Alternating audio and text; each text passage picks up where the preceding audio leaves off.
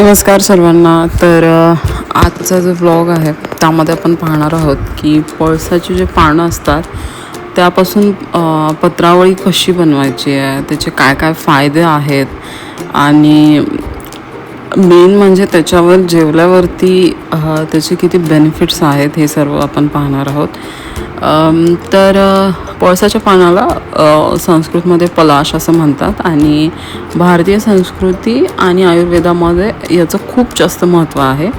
आणि पळसाच्या पानापासून बनवलेल्या ज्या पत्रावळी असतात त्यावर जेवण करणे हे केवळ परंपरा नाही तर आरोग्यासाठी सुद्धा अत्यंत फायदेशीर आहे.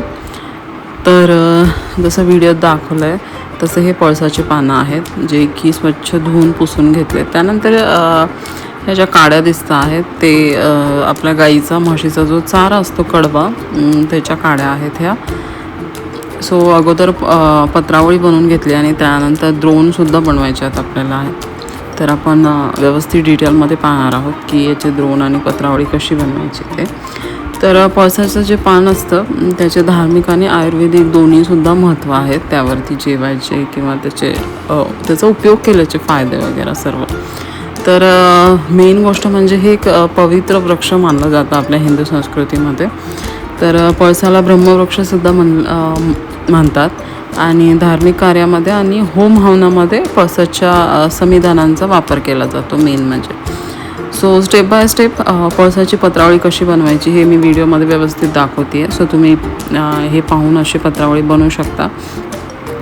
आणि स्पेशली आपल्याला ह्या ज्या काड्या आहेत त्या जो कडबा असतो त्याच्या काड्या घ्यायच्या आहेत आणि त्याच्या काड्या यूज करून ही पत्रावळी आणि द्रोण बनवायचं आहे. तर याचं आयुर्वेदामध्ये सुद्धा खूप महत्त्व आहे.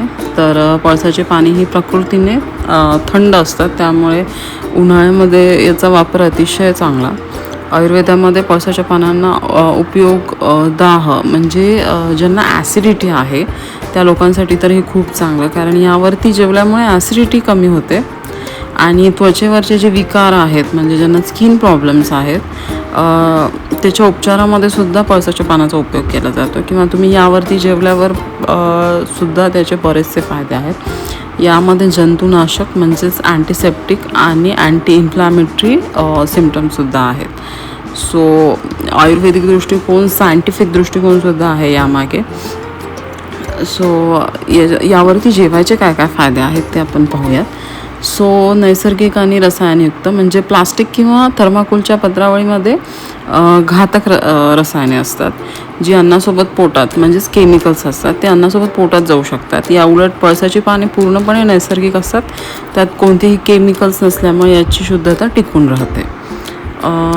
डायजेशन जे आहे त्यासाठी सुद्धा म्हणजे अन्न पचन होण्यासाठी सुद्धा मदत होते. तर पळसाच्या पानामध्ये काही नैसर्गिक एन्झाईम्स असतात. जेव्हा गरम अन्न या पानावर वाढले जाते तेव्हा त्यातील पोषक घटक अन्नामध्ये मिसळतात. यामुळे अन्नाची चव तर वाढतेच पण ते पचायलाही हलके होते म्हणजे डायजेशनसाठी खूप चांगलं आहे हे. त्वचेचे आरोग्य म्हणजे पळसाच्या पानामध्ये ॲस्ट्रिजेंट गुणधर्म असतात. या पानावर जेवल्यामुळे शरीरातील उष्णता कमी होते आणि विशेषतः उन्हाळ्याच्या दिवसात हे अत्यंत फायदेशीर ठरते. जंतुनाशक म्हणजेच पळसाच्या पानामध्ये बॅक्टेरिया विरोधी गुणधर्म असतात.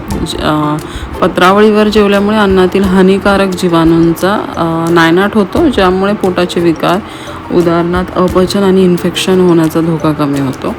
आणि पर्यावरणपूरक म्हणजेच इको फ्रेंडली आहेत हे. पत्रावळी वापरून झाल्यावर त्या सहजपणे जमिनीत कुजतात आणि त्याचे खत होते त्यामुळे पर्यावरणाचे प्रदूषण होत नाही आणि हे झिरो वेस्ट आहे त्यामुळे याचा फायदा अत्यंत चांगला आहे ज्यामुळे काही हानी नाही आहे निसर्गालासुद्धा आणि आपल्या शरीरालासुद्धा. आणि एकदम महत्त्वाची गोष्ट म्हणजे स्वच्छता. पत्रावळीवर जेवण्यापूर्वी ती स्वच्छ धुवून किंवा पुसून घेणे गरजेचे आहे कारण पानावर धूळ किंवा माती असू शकते. फक्त ह्या कारणामुळे आपल्याला धुवून आणि स्वच्छ करून घ्यायचे हे पानं. यावरती नैसर्गिक अल्कलाईन असते म्हणजे पळसाची पाने अल्कलाईन प्रवृत्तीची असतात ज्यामुळे शरीरातील आल्मपित्त म्हणजेच ॲसिडिटी कमी करण्यास मदत करते. सो ज्यांना ॲसिडिटी आहे त्यांनी यावरती रोजही जेवण केलं तरी चालते. तर थोडक्यात सांगायचे म्हणजे पळसाच्या पत्रावळीवर जेवणे म्हणजे निसर्गाच्या सानिध्यात राहणे आणि आपल्या पूर्वजांनी दिलेली आरोग्यदायी जीवन पद्धती पुन्हा अंगीकारणे. आधुनिक युगात प्लास्टिकचा वापर टाळून पळसाच्या पत्रावळी वापरणे एक अत्यंत आरोग्यदायी आणि पर्यावरणपूरक बदल ठरेल. सो आपण जे काही यूज करतो प्लास्टिकच्या पत्रावळी किंवा मग थर्माकोलच्या पत्रावळी, म्हणजे हे खूप कॉमन आहे आजकाल, सर्वच ते यूज करतात. कारण एवढ्या बल्क क्वांटिटीमध्ये आपण पळसाची किंवा जे दुसरे आपण अगोदर यूज करायचे ती पत्रावळी नाही अवेलेबल करू शकत. पण आपण त्याला जेवढं टाळू शकतो तेवढं चांगलं. सो घरी आपण मोस्टली स्टीलचे भांडेच वापरतो जेवायला. एखादं कुणी काचाचं किंवा पितळेचं भांडं किंवा मग काचेचे भांडे वापरतात. मोस्टली प्लास्टिकचे भांडेसुद्धा वापरतात बरेच जण. सो ते न वापरता आपण जर ह्याचा उपयोग केला तर आरोग्यदायी तर खूप आहे. हे झिरो वेस्टसुद्धा आहे, म्हणजे घाणसुद्धा होणार नाही. किंवा जे आपण बल्कमध्ये प्लास्टिक किंवा मग इतर ज्या गोष्टी आहेत ते आपल्याला गावाच्या बाहेर नेऊन टाकावं लागतात, त्याचा कचरा होतो.